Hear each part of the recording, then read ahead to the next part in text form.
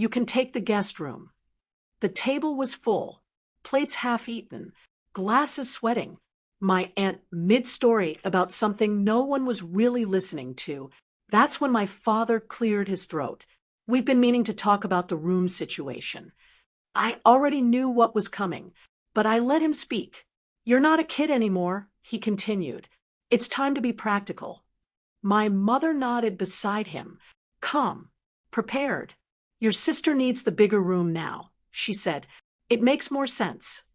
Makes more sense. I looked around the table. My sister avoided eye contact, but didn't object. We've decided, my father added, you can take the guest room. A pause. Or move out. Your choice. There it was. Not shouted. Announced. Like a policy update. A few relatives shifted in their chairs. No one defended me. No one asked what I wanted. The guest room. The smallest space in the house. Temporary by design. Meant for visitors. I had lived there once before, after college, just for a few months. Those months turned into a year, then into jokes about how I was still figuring things out. Now, they were making it official. I wasn't family with a room. I was optional space. I contribute. I said quietly, you contribute, my father replied. But this house isn't about fairness. It's about priorities. Priorities. My sister's promotion had just happened. New job, bigger title, more impressive story. She needed space to grow. Apparently, I needed to shrink. You don't have to make this dramatic, my mother said softly. We're giving you options. Options. Funny how the two choices both involved losing ground. Take the smaller room, or leave entirely. I felt the heat rise in my chest. Not anger. Clarity.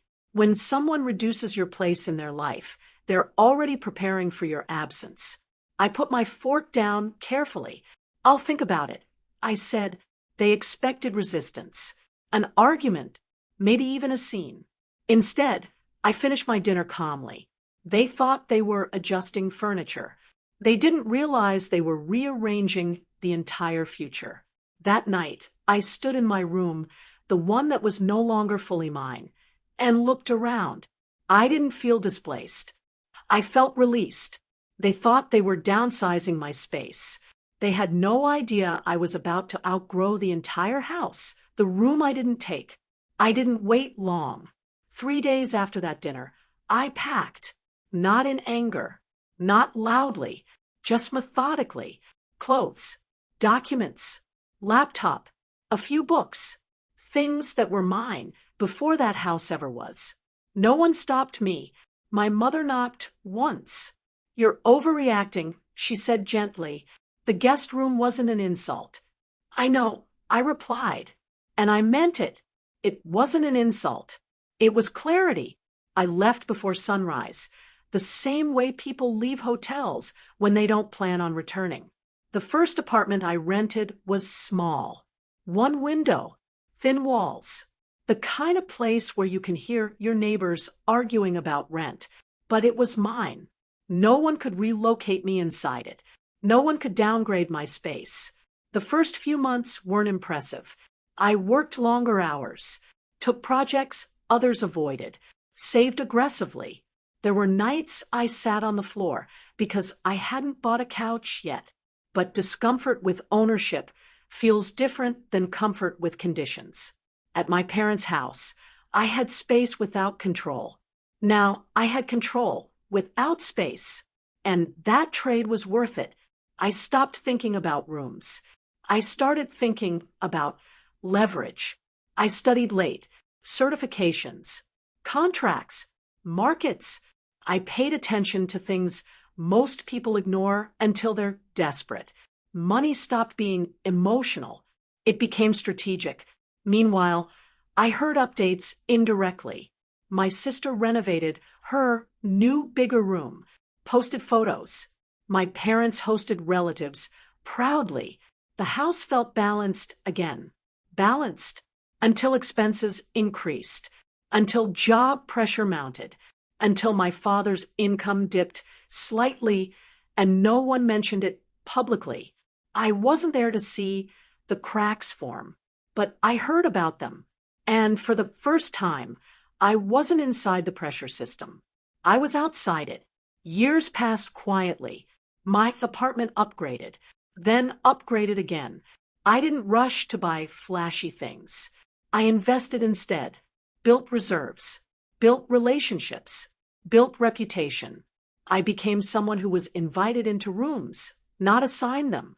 That shift changed everything. The most important change wasn't financial. It was internal.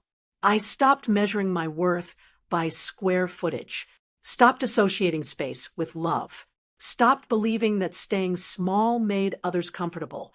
Distance taught me something simple. If someone reduces your place, increase your value elsewhere. And value compounds when it's left alone. One evening, years later, I received a message from my mother. "We're having dinner this Sunday. You should come." No mention of rooms. No mention of options. Just an invitation. I arrived calmly. The house looked the same, but it felt smaller. Not physically, emotionally. My sister greeted me politely. My father asked about work with more interest than before. The guest room door was slightly open as I walked past it. It looked temporary. Still, during dinner, my father cleared his throat again. A familiar sound. "We've been thinking," he began carefully. "About what?" This time, his tone wasn't authoritative. It was cautious. "We're considering selling the house," he said. "Downsizing." Downsizing. The word almost made me smile. Life has a quiet sense of irony. The house that once reduced my space was now too large to maintain. Maintenance costs, market shifts, changing priorities. Space is only valuable if you can sustain it. I didn't react. I didn't reference the past. I simply listened. And for the first time, they weren't presenting options to me. They were explaining theirs. That's when I understood the real shift had already happened. Years ago, they offered me two choices: take less space or leave. I chose to leave. They thought I was shrinking. They didn't realize I was expanding beyond their walls. I didn't take the guest room. I took the exit. And in doing so, I stopped being a temporary presence in someone else's house. I became permanent in my own life that I stood there, suitcase in hand, heart pounding so loudly I could barely hear my own thoughts. The guest room door was open behind me, temporary, conditional, never really mine. Their words echoed in my head: take the guest room, or move out. For the first time, I realized it wasn't really about space. It was about belonging, and I didn't belong there anymore. So I zipped up my bag, walked past the dining table, and said calmly, "I'll move out." They thought I'd come back. They thought I'd apologize. I didn't. The first months were hard. Cheap furniture, long shifts, instant noodles for dinner. But every key I turned in my own apartment door felt like freedom. No conditions, no threats, no shrinking myself to fit. Years later, when they asked why I never came back, I simply smiled.